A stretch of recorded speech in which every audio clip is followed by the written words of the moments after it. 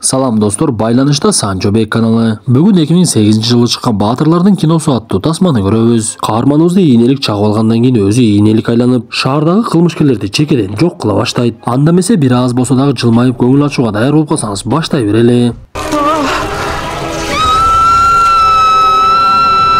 Бул жашоодо бир тараптуу эле карманып ошол жака толугу менен кирип кетпей, ортолукту карманып ар дайым эки жакка тең салмактуу болгондон бактылуу болот экен. Ошондуктан достор ар дайым эле олуттуу же болбосо жүрөк ооруткан тасмаларды чыгара бербей, кээ бир учурда күлкүлүү тасмаларды да аралаштырганга аракет кылып жатабыз. Анткени каналыбызды башка өлкөдөн көрүп жаткандар болсо жүрөгүнө бир аз болсо дагы жылмаюу тартуулап, ошону менен бирге эле жарнамабыз тууралуу айта кетели. Эгер сиз Москва жергесинде эмгектенип эс алуу учурунда биздин каналыбызды көрүп жаткан болсоңуз, төмөнкү байланыш сандарын жазып алыңыз. Ага коңгуроо кылсаңыз сиздин жумушуңузга керектүү документтердин баардыгы бүтүрүп бере алат. Андыктан тасма башталышында жазууга жетишип калыңыз.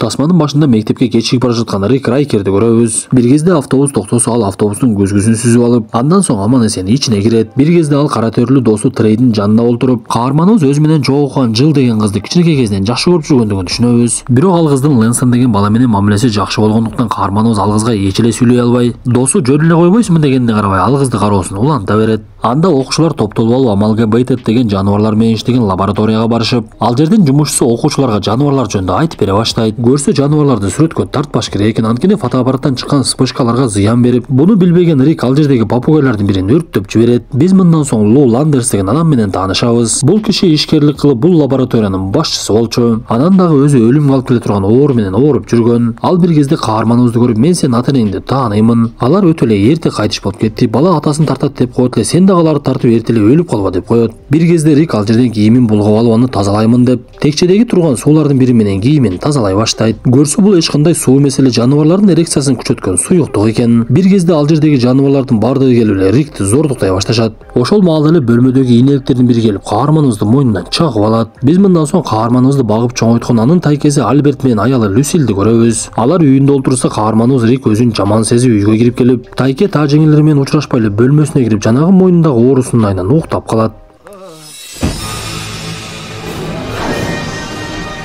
Бул убакта ишкер Лу Ландерс инвесторлордун астында адамдар менен иштеп чыккан аппаратты көрсөтүп жаткан. Көрсө Лу Ландерстин өлүмүнө саналуу эле күндөр калыптыр. Ошондуктан алар иштеп чыккан аппаратты тажрыйбадан өткөрбөсө дагы аны өзүм өткөрөм деп, өзү аппаратка олтурат дагы кол астындагысын ишке киргиз деп буйрук берет. Бирок аппаратты жүргүзгөндөн кийин алар ойлогондой болбой, түшүнүксүз кубулуштар жүрүп кетти. Ою ишке ашпаган Ландерстин жанына инвесторлордун бири келип аны коркута баштаса, Лендерс ал адамдын колун кармайт да анын өмүрүн өзүнө алып алды. Көрсө аппарат аны күчтүү бир жандыкка айлантып койгон болот. Ошентип биз каарманыбыз Рикке кайтабыз. Ал арадан 5 күн өткөндөн кийин гана ойгонуп, мойнундагы жаракатын караса ийнелик чаккан жери изи жок болуп, Рик дароо эле мектепке жөнөп кетет. Ал кайда жүрсө дагы Жыл анын оюнан такыр эле кетпей сүйүүсү ачып, суу ичкен жерге барып Жыл менен барып сүйлөшсөң болбойбу деп өзүн өзү уруша баштайт. Бирок бир кезде эле анын колу кармаган жерден чыкпай калды. Көрсө жанагы ийнелик чаккандан кийин анын колунан майда илмектер пайда боло баштаптыр. Бир кезде ал колун чыгарам деп атып, мектептеги жаман балдардын бири Лэнсондун башына уруп алып, экөөнүн ортосунда бир кезде эле мушташ башталып кетет. Көрсө Риктин кыймылы да аябай бат болуп калыптыр. Ал Лэнсондун соккуларын оңой эле быйтайт да ал жерден качып кетип калат. Ал көчөдө бара жатып чындап эле менде күч пайда болгон окшойт деп дубалдан өйдөнү карап эле басып жөнөйт. Ошол замат эле жолдо чоң унаанын тормозу иштебей ал кемпирди сүзүп кете тургандай болуп, Рик ал жака жетип барып эле кемпирди түрүп жиберет дагы өзүнүн денеси менен унааны токтотуп калды. Бирок бардыгы ал ойлогондой болбой эле кемпирди куткарбай эле аны отун майдалагычка ыргытып жибериптир.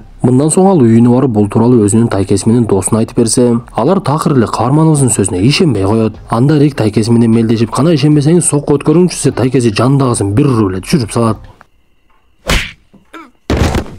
Срубил в легкую. Мындан соң каарманыбыздын атасы менен апасынын кантип өлгөндүгүн эстеп жаткандыгын көрөбүз. Көрсө алар кечинде үй бүлөсү менен театрдан чыккан кезде куралчан бирөө кол салып, Рик ата-энесин куткарам деп кылмышкердин тапанчасын алганга аракет кылып, күрөш учурунда тапанчадан ок чыгып атасына дагы апасына дагы тийиптир. Ал аз келгенсип жарадар болуп жаткан атасынын тапанчасын ыргытып жиберип апасын өлтүрүп салып, андан соң шаке колунан түшүп кетип атасы дагы кака өлүп калган болот. Көрсө Рик жакшы көрүп жүргөн кызы менен кошуна жашайт экен. Бир кезде ал кыздын жигити мыкты унаасы менен келип кызды алып кетип калса, Рик унааны көрүп ичи күйүп өзүнүн шайтан арабасын караса ошол жерде талкаланып калат. Ал эртеси кызга көрүнгүсү келип өзүнө унаа алышты калап, бирок акчасы жоктугунан тажеңесин эриштип алып Оптима банктан насыя алганы барат. Бирок каармандарыбызга насыя бермей коюп, бир кезде эле бирөө куралчан келип банкты тоной баштап, «Пригнись скорей!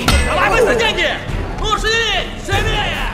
Тоноочу сыртка качып кетип тапанчанын атылган үндөр угулду. Көрсө бул убакта каармандарыбызды сыртта Альберт күтүп турган. Кылмышкер анын унаасын алууну каалап Альбертти атып салыптыр. Тууганынын ооруканага түшүп калганда капа болгон каарманыбыз жолдо кайгырып бара жатса, анын алдында арабада олтурган чачтаз Чарльз Ксавьер деген адам жыгат. Ал каарманыбызга өзүн тааныштырып, мен өзү окумуштуумун. Сендей өзгөчө адамдарга мектеп ачканмын, алардын кээ бирлерин таанысаң керек деп Росомаха менен жолуктуруп, андан башка өзгөчө күчү бар адамдар менен дагы тааныштырат. Бир кезде окумуштуунун өзүнө окшогон аял чыгып каарманыбызга насаатын айтат. Сенде күч бар, эми өзүңө ылайык бир мыкты кийим даярдагын деди. Анда Рик үйүнө барып, буга чейин Шведияда иштеп жүргөн байтур бир маал эле сүрөтүн тартып кийим тигип, досу Трей келсе өзүнө ылайык жапжашыл кийимди ырастап алыптыр. Ал мындан соң бийик имараттын үстүнө чыгып, кылмыш болсо токтотоюн деп даярданып калган. Бир кезде анын жанына шаардагы башка баатырлардын бири келип, бул орундук меники болчу. Эгер башка орундук жок болуп атса, экөөбүз чогуу карайлы деп бирге олтуруп эле карай башташат. Ошол күндөн кийин каарманыбыз шаарда эл арасында ийнелик деген атка конуп, ар кандай эрдиктерди кылып, кылмышкерлерди жок кылып адамдарга жардам бере баштайт. Ошондуктан кабарчылар ийнеликтин сүрөтүн ким алып келип берсе, ага акча беребиз деп жарыя кылышып, каарманыбыз өзү барып эле ийнеликтин кийимин кийип сүрөттөрүн алып барып берет. Бирок ийнелик Рик экенин досу Трейден башка эч ким билчү эмес. Биз мындан соң кайрадан ишкер Лу Ландерске кайтабыз. Ал бул убакта оорусунун айынан өлүп калбай өмүрүн узартыш үчүн күн сайын адам өлтүрүп, алардын өмүрүн өзүнө алып турган. Бир адамдын өмүрү Ландерске бир гана күн жашаганга мүмкүнчүлүк берип, Ландерс көп адамды бир убакта өлтүрүштүн жолун издей баштайт. Ал дагы өзүнө бир кийим ырастап шаардын кылмышкерине айланып, өзүнө Саатчан деген ат коюп алат. Ошондой күндөрдүн биринде Саатчан кылмышын баштаган кезде анын жанына ийнелик келип, аны менен мушташа баштап элдин баардыгын кубандырды. Анда Саатчан бычактарын ыргытса, каарманыбыз качам деп, бирок 3 бычак тең ага сайылып калып, кылмышкер убакыттан пайдаланып ал жерден качып кетип калат. Кечинде каарманыбыз жыл концертинен чыкса, ага гүл көтөрүп келип учурашып, сүйгөн кызына өзүнүн ийнелик баатыр экенин айткысы келген. Бирок эмнегедир аны бир нерсе тосуп тургандай болуп айтпай койсо, кыз андан нары кетип, көчөдөгү сел-саяктар кызга тийише башташат. Анда каарманыбыз бир кезде ал жерде ийнеликтин кийимин кийип келип эле кызды куткара баштайт.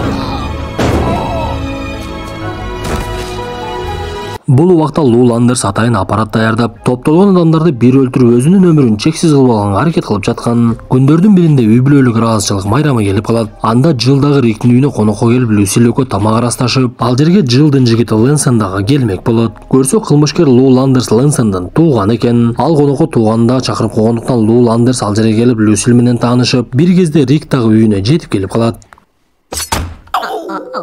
Прежде помолимся. Алар тамактанып олтуруп, Ландерс Риктин колунун кесилген жерлерин көрүп калат. Ал буга чейин ийнеликтин ошол жерлерине бычак сайгандыгын эстеп, ийнеликтин Рик экендигин түшүнүп, ордунан турду дагы инисин алып эле ал жерден кетип калды. Бул убакта тамактануусун аяктап, эки каарманыбыз уктап жаткан таа жеңесинин жанында сүйлөшүп олтурушкан. Алардын бири-бирине болгон сөзүн уктап жаткан таа жеңеси кайра-кайра бузуп, Ее изящество. ошол замат эле Саатчан кылмышкер ал жердин дубалын бузуп кирип келет. Анда Рик аны урамдап атып, урган нерсеси өзүнүн башына тийип, кылмышкер Люсильди ошол жерде өлтүрүп салат. Бул окуядан кийин каарманыбыз толугу менен депрессияга түшүп, колуман эч нерсе келбейт экен деп, үйүнөн чыкпай жада калса, сакалы дагы өсүп кетиптир. Бир кезде ал жерге тайкеси Альберт менен досу Трей келип калат. Көрсө бул убакта Альберттин алган жаракаты айыгып, ооруканадан чыгып калыптыр. Ал Рикти көрүп, сен эми мынтип олтура бергенде канчалык пайда болмок эле. Ийнеликтин кийимин болсо такыр эле кийбей коюпсуң. Сен чыкпай койгондон бери көчөдө кылмыштуулук көбөйдү. Саатчан кылмышкер болсо жакында 1000 адамды бир өлтүрмөк болуп жатат. Андан көрө өзүңдү колго алып аракетиңди кылбайсыңбы десе, бул сөздөр каарманыбызга таасир берди окшойт. Ал дароо эле элдер көп чогулган жерге барып, кылмышкер Саатчанды издей баштайт. Көрсө бул убакта дүйнөнүн булуң бурчунан коноктор келип, окумуштууларга сыйлык берүү аземи башталып калыптыр. Бул күнү Лу Ландерс дагы ал жерден сыйлык алмак. Аны көргөнү Лэнсон менен жылдагы ал жерге келип калып, бир маалда эле ийнелик келип ар кайсы адамдарга асыла баштайт. Анткени ага жеткен маалымат боюнча Саатчан кылмышкер ошол жерде болуп аларды өлтүрмөк болгон. Бир кезде ийнеликтин ызычуусунан кийин башкалар да бири-бири менен мушташа баштап, Саатчан кылмышкерди каарманыбыз ал жерде жүргөн жеринен таап алат. Анда кылмышкер имараттын үстүн жардырып жиберип, түшүп калган урандылар каарманыбызды басып калып, кылмышкер ага бычакты ыргытып жаткан кезде жыл келип каарманыбызды куткарып калды. Кыз алган жаракатынан өлөйүн деп каарманыбыз эмне кылышын билбей калат. Прости. Смотри. Ал үйдүн тамбашына чыгып, кылмышкер өзүнүн өмүрүн узартып жаткан кезде шылтоо менен кызды дагы тирилтип алып, андан соң кылмышкердин өзүнүн жарылуучу заты менен жардырып жиберет. Ошентип тасманын аягында кылмышкерди жок кылып, бардыгы бактылуу болуп калышты. Достор, тасма жакса мыкты белгисин басып, анан дагы комментарийге оюңуздарды калтыра кетиңиздер. Анда эмесе кийинки тасмадан жолугушканча ден соолукту жакшы карап, бири-бирибизге жакшы мамиле кылып, ар дайым жылмайып жүрөлү.